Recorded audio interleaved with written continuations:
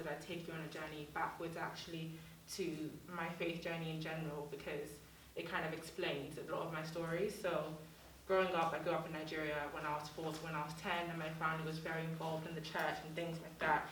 But the kids ministry in my church was very much focused on activities where you had to compete, and I began to see the Bible and the Word of God as something that I could learn, like a textbook kind of thing. So I saw God as like a judge, and I saw myself as going to school when I went to church, and I began to resent it because I wasn't winning or something. So I kind of felt as if I was doing it the wrong way. So coming in with that foundation where I believed that if I wasn't excelling in terms of academically in the Bible, I couldn't have a relationship with God, it made me more distant from him. And coming into the UK when I was 10, I kind of had this thing where if I wasn't doing it well, I wasn't going to do it at all. So that's how I became to know God, where I saw him as someone, if I failed, I couldn't go to him. And that was the foundation I went into university with. So going into uni, I really struggled to find fellowship because I felt like I wasn't good enough for that. So I began to seek solace in other things. And this is where my testimony starts. And actually, I remember yesterday, I found a note on my phone from this time last year in August that I wrote about my whole testimony. So I thought I'd read it from there because there's a lot of different areas that I can't really fully remember, but I know I wrote them down, so I thought I'd read them out just so it's easier to follow the whole story. But it starts from my second year of university when the pandemic first hit. I think it was like December to February is the time frame of all this happening. But it starts by saying my second year of university started and things got really rough.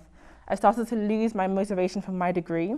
My boyfriend at the time was really into all these kind of drugs, so smoking weed, and I would smoke with him a lot as well because I was struggling with the stress. He got into the party scene at my university and started getting into heavier drugs and invited me for a few of the events as well. And sooner or later, I got involved as well. I started only living for the highs, literally and metaphorically. I'd always tell everyone that I could not wait for the weekend so I could breathe again. But nobody realized I really meant what I said. I felt helpless Monday to Friday, but when I could party, I felt alive again. I tried to compensate my sadness with everything you could think of, but nothing worked. Eventually, I signed up for therapy and I thought it was getting better, but I started to have panic attacks every night and was barely able to get out of bed. Things just got worse from there and I needed a break. This was before we got sent home in March, and I felt like I needed something. I just needed a release. I needed to go home, needed a change of environment, but I couldn't get that at my university. And I really didn't want to go home actually in the beginning. So the pandemic hit and I was forced to come back home against my will. I wanted to stay with my boyfriend at the time. At this point, my family's relationship was really bad and rocky. I couldn't really speak to my mum at the time because she didn't know what was going on with me. So I kind of felt distant from her as well, so I couldn't really confide in her at the time. But I had to come home in the end. And for the first few months, nothing really changed. At home, we would do nightly devotionals and pray together. And I remember even questioning if God really existed, because my boyfriend at the time was an atheist, and he began to influence my thoughts and my faith pattern in that way. And I kind of stopped believing that God was, there for me. I didn't read my Bible as much, and I just kind of struggled with my faith a lot in that time as well. One of my friends started posting on her story a lot about the Bible and God and things like that. And I remember thinking to myself, like, how could she be enjoying reading the Bible? Because growing up, I saw it as a competition. So I'm like, how can you actually enjoy this story? Like, what are you learning from this? And I remember her telling me to give it a try and just, read what I could. And I did. And it took a while. And I don't really remember what happened between this time period. But I started to enjoy actually just spending time with the Word of God and just reading the Bible. I didn't really have a relationship with God at that time. But just hearing all these really great things this God did, I was just like, I want that for myself. And I wanted to know God. So I became more close to him from that. Also, spending time with God felt really unnatural to me because whenever I do it in the past, it would be to win an event in my church or to, appease my parents. It would never be for myself. So doing it just me and God and no kind of exam afterwards, it felt like there was no reward coming out of it. But I realized that over time, I became more aware of who God was, and that was the reward. Knowing God's nature in itself was what I was getting out of it, not necessarily, mental appraisal or whatever like that. I just ended up being really honest with God about all my feelings. I would tell him everything I was feeling. Even sometimes I wouldn't know the words to say. I didn't know how to pray, so I'd swear when I spoke, and I felt really bad about that. So I stopped doing that after a while, and I just had to learn all over again. I felt like a new Christian, even though I'd been raised in the church. I had to start from scratch with my relationship with God and just learn the basics of what it is to be a Christian. Then one day he told me to break up with my boyfriend at the time.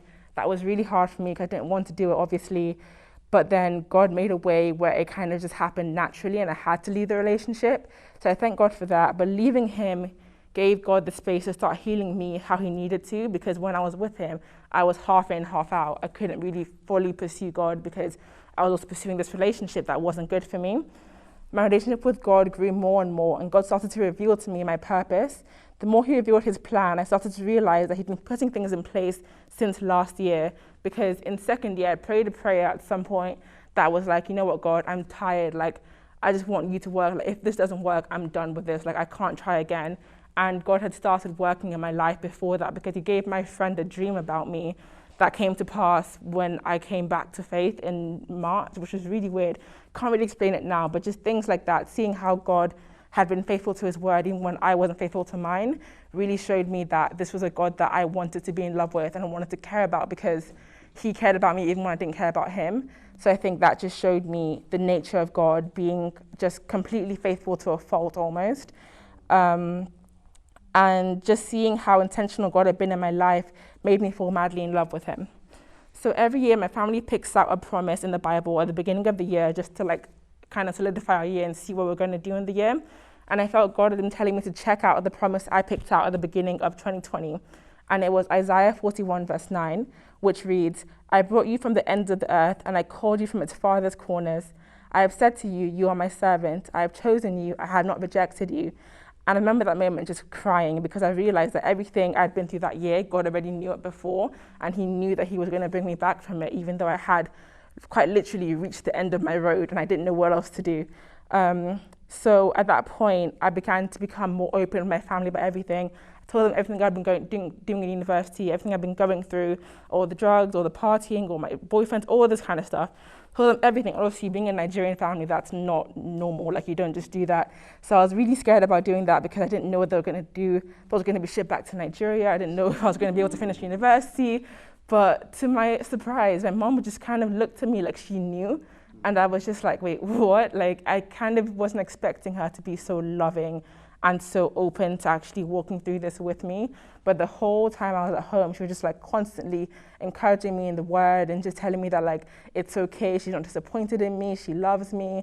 And like, it made it really hard for me because, not hard for me, but like, I didn't understand why she was so understanding, because I expected her to be angry at me, but I got nothing like that. Like, no, not even once I got anything like her being disappointed, which was really interesting for me to see. And I realized that that was only God, because I think if I had told her any other time at that point, it wouldn't have been the same response. I think God had been preparing her heart to also receive what I had to tell her, because obviously it's not easy hearing your daughter has gone through all of that and not told you anything. But yeah, so after that, I just kind of became more and more confident in the word of God, began to just look at what God had for me in store. And every day I just grew in the word. Jesus became my best friend, and I finally understand what he saved me from, because I've been through it and come out the other end. Still a work in progress, still battling a lot of demons, but I've got the best man on the team, on the job on my team. Amen. So I just want to thank God, because even after that, going back to university, I was really worried about backsliding and not really staying consistent with my faith. But God somehow, I wanted to move out of my house when I was living there, because all the friends I'd made back then were also in that lifestyle. So I didn't feel like I would be able to be strong enough to stay there and not do anything. But by God's grace, spent an entire year in that house, didn't do anything. And I just kind of, obviously it was a struggle, and like you can all attest to this, I called Rumi, all these people crying multiple times through my entire degree, being like, I can't do this, I need help. But I'm just grateful that I had this community as well in that time, because I couldn't have done it without you guys. Honestly, I don't think I could have, because you just continue to show me the love of God and continue to show me that God was the one fighting this battle for me. And I just want to thank you guys for that, because I really appreciate it. But yeah, that's my story. Thank you. For sharing, Jess. No worries.